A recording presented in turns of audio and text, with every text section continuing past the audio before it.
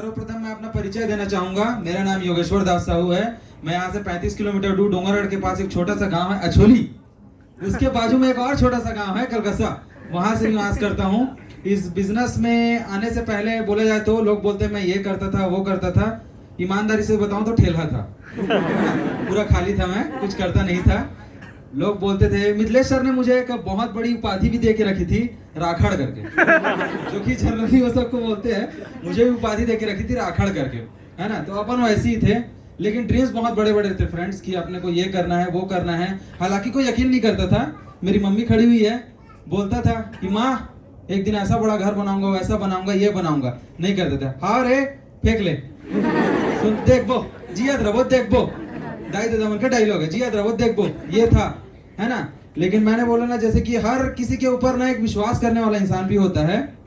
तो कहीं ना कहीं मेरी एक दीदी है, वो आज आ नहीं पाई है, उन्हीं के माध्यम से पहले तो उनके लिए जोरदार तालियां चाहूंगा। और हमारे CTC leader mister Bhupendra Sahu के लिए एक बार जोरदार तालियां और चाहूंगा।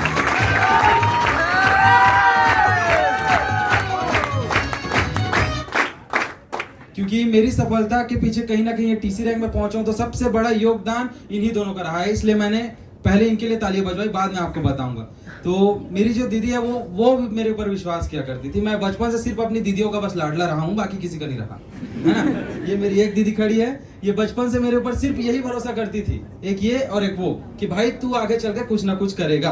बाकी ना तो मेरे पापा भरोसा करते थे, गेडरा जानते हो ना, हाँ मेरे पापा को गेडरा लेके उठाने आते थे, है ना। उठ बे साले 8 बजे करके, भले 7 बजते रहता था, मैं पूरा गांव बदनाम हूँ, मैं 8 बजे उठता हूँ करके, लेकिन आज तक कभी 8 बजे नहीं उठा हूँ।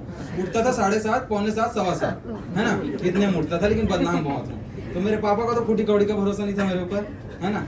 कहीं ना कहीं मेरी दीदी थी, और एक जो मेरी दीदी आज नहीं आ पाई है, उनका मेरे ऊपर भरोसा था।